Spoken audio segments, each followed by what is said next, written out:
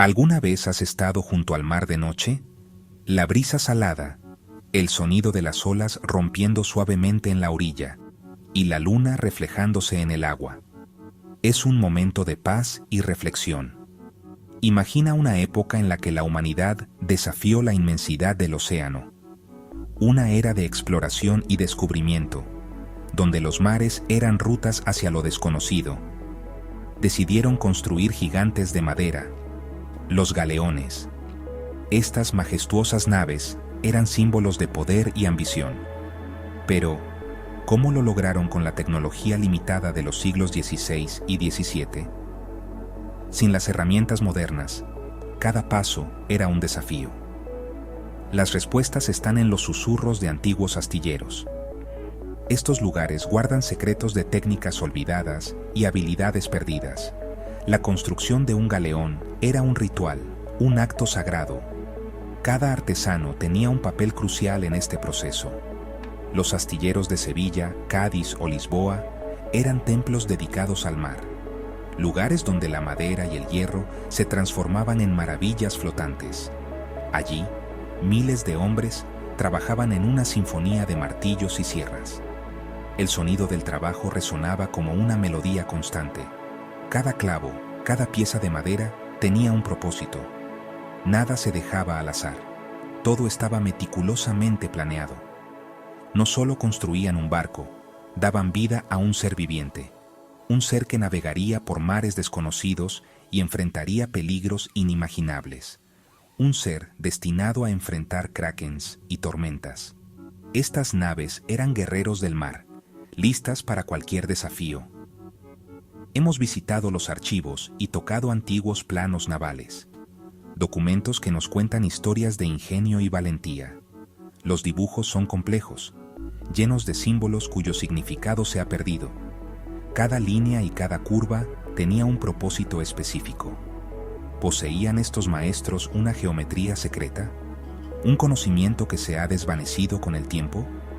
Esta noche, emprendemos un viaje al corazón del misterio. Un viaje para descubrir los secretos de estos gigantes de madera. Intentaremos descifrar el enigma de los galeones. Cada pista nos llevará más cerca de entender su grandeza.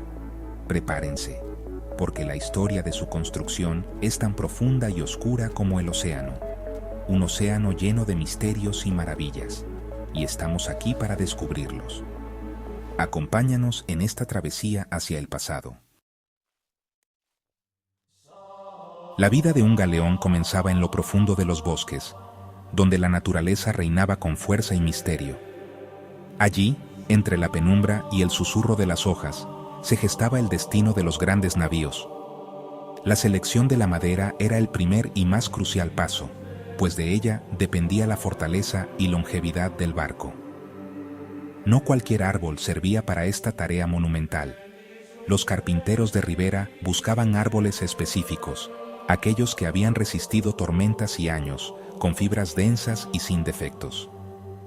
Creían que el espíritu del árbol se transferiría al barco, dotándolo de carácter y protección en alta mar. Era un pacto entre el hombre y la naturaleza, un respeto profundo por la vida que se transformaría en leyenda flotante. Los maestros caminaban por densos bosques de roble, pino y olmo, observando cada árbol como si fuera un tesoro oculto. Observaban la curvatura de las ramas y la textura de la corteza, buscando señales de fortaleza y flexibilidad. Buscaban robles de Cantabria para la quilla y la estructura principal, pues su madera era famosa por su resistencia al agua y al tiempo. Necesitaban piezas de madera curvadas para las cuadernas del barco, aprovechando las formas naturales que la naturaleza ofrecía. Una vez seleccionados, la tala de estos gigantes era un evento solemne, acompañado de rituales y agradecimientos a la tierra. Los troncos eran transportados a los astilleros usando bueyes, en un lento y cuidadoso viaje que podía durar días. Allí, la madera no se usaba de inmediato. Tenía que curarse, secarse y adaptarse al clima del astillero. Se sumergía en agua salada o se enterraba en arena húmeda durante años, un proceso que evitaba deformaciones y plagas. Este tratamiento cuidadoso de los materiales es uno de los grandes secretos de los galeones y garantizaba su durabilidad en los mares más hostiles. No estaban hechos con materia inerte, se construían con materiales vivos, llenos de historia y energía. Cada pieza de madera tenía una historia, un pasado que se integraba en el alma del barco. Era un conocimiento que hoy parece sacado de una leyenda, pero que fue real y esencial para crear los titanes del mar. La construcción comenzaba con una ceremonia solemne, cargada de simbolismo y tradición. Era un momento esperado por todos en el astillero, pues marcaba el inicio de una nueva vida en madera y mar. El maestro carpintero colocaba la quilla, la columna vertebral del galeón, sobre la que descansaría todo el peso y la esperanza de la tripulación. Colocar la quilla era un momento de gran importancia, celebrado con respeto y alegría, pues de su rectitud dependía el destino del barco. Desde ese instante, el astillero no descansaba. El bullicio de martillos y sierras llenaba el aire día y noche. El esqueleto del Leviatán empezaba a tomar forma, creciendo poco a poco con cada pieza ensamblada. Tras la quilla, se alzaban el codaste y el roda, extremos que darían forma y dirección al futuro navío. Luego venía el levantamiento de las cuadernas, las costillas del barco, que definían su silueta y fortaleza. Montarlas era un esfuerzo titánico, que requería la fuerza y coordinación de decenas de hombres trabajando al unísono.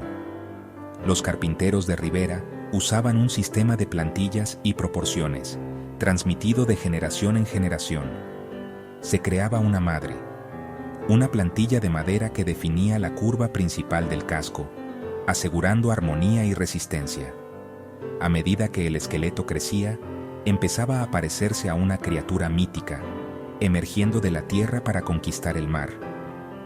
La estructura se reforzaba con vigas internas que unían y daban solidez a cada sección del barco. Usaban ensambles de espiga y mortaja, trabados con clavijas de madera, técnicas ancestrales que garantizaban durabilidad. Esto permitía que la estructura tuviera cierta flexibilidad, adaptándose a los embates del océano sin quebrarse. Era un esqueleto vivo, diseñado para respirar con el océano, preparado para enfrentar tormentas y cruzar horizontes desconocidos.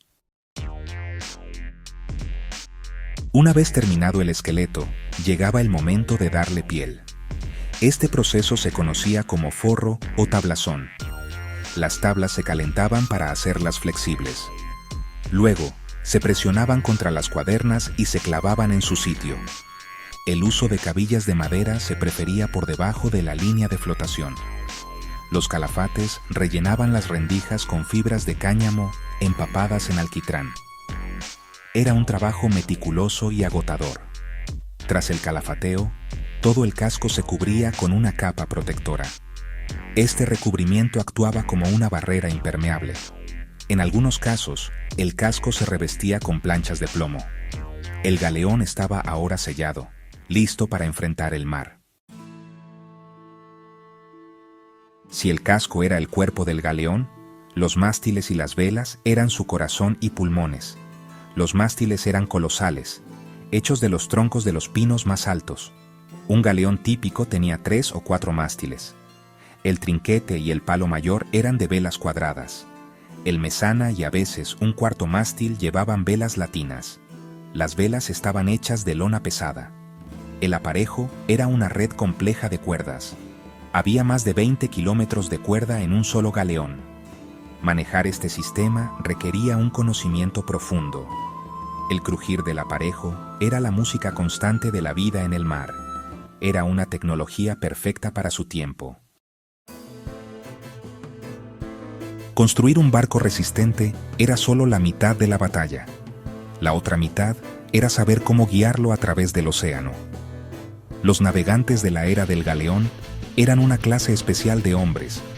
Poseían un conocimiento secreto, la ciencia de marear. Sus herramientas eran claves que desbloqueaban el mapa del mundo.